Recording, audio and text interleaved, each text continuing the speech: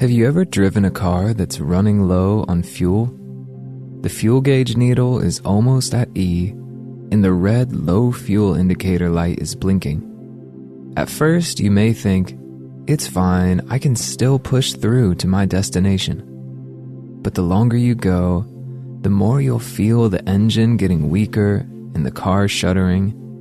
And if you keep ignoring the warning signs, you'll eventually find yourself stranded on the road with a dead and damaged engine.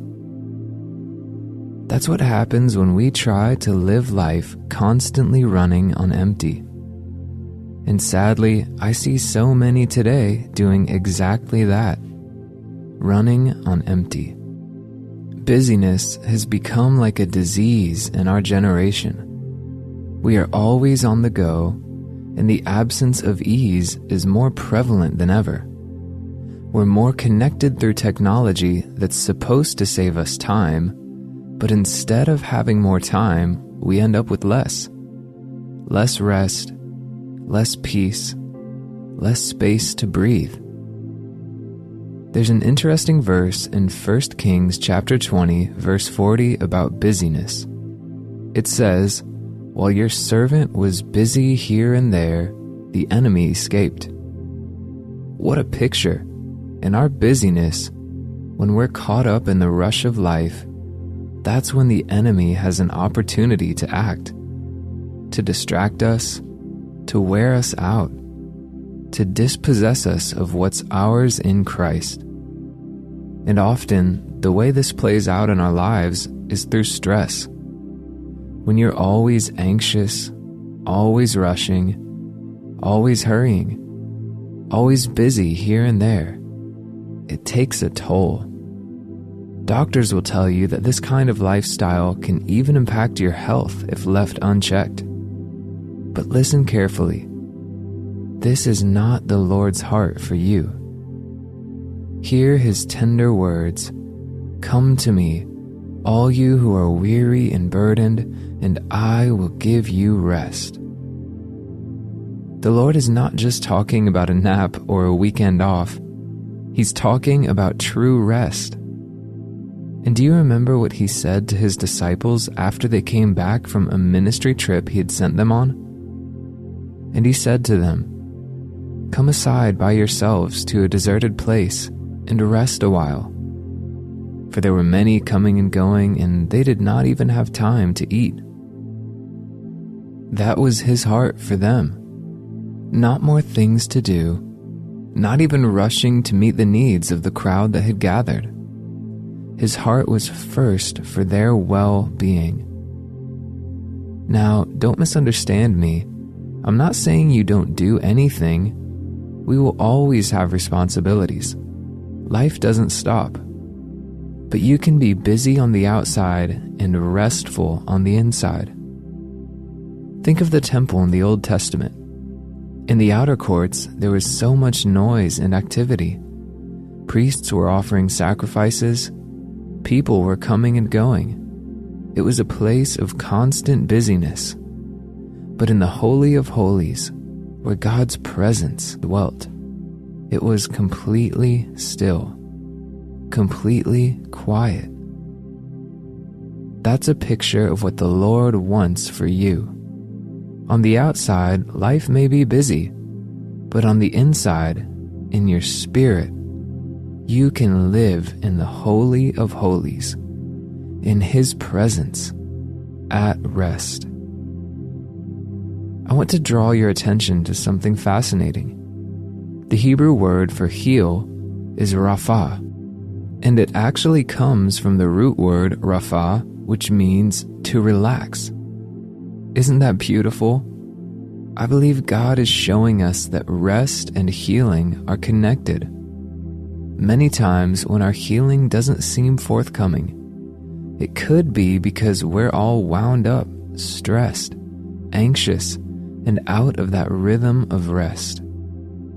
But when you relax in His love and rest in His finished work, that's when divine health and healing can begin to flow in your life. So don't miss the signs. Slow down. come aside with Jesus. Let him fill you afresh with his peace, his love, and his rest. Before you end your day, let me share something powerful with you about rest. You know, many of us have it backwards.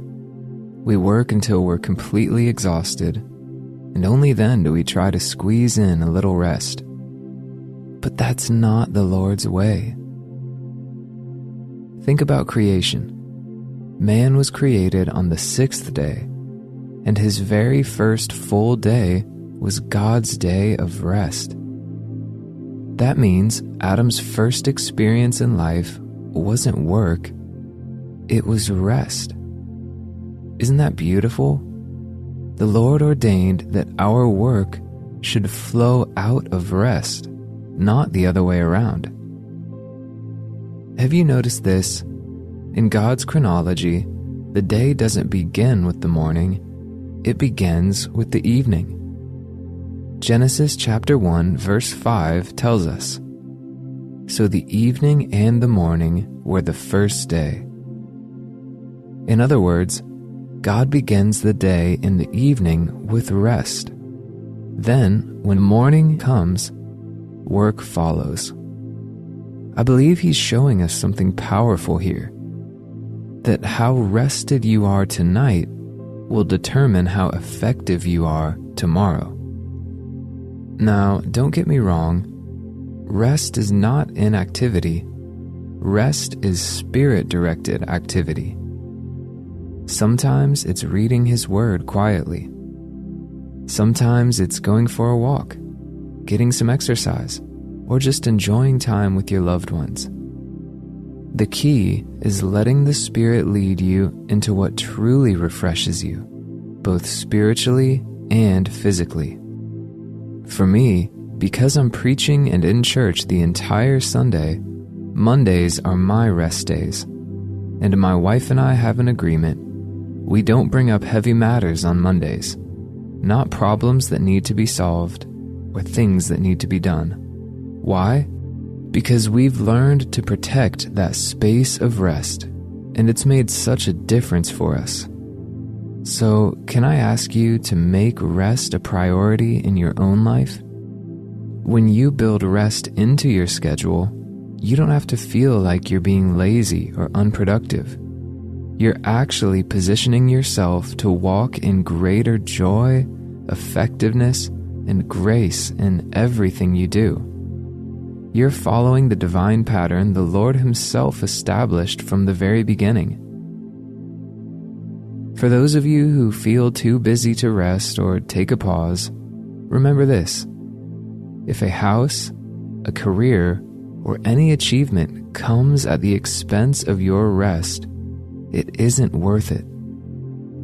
You can work yourself to the bone chasing that dream, that car, that house, and have everything on the outside, but still end up full of restlessness and anxiety.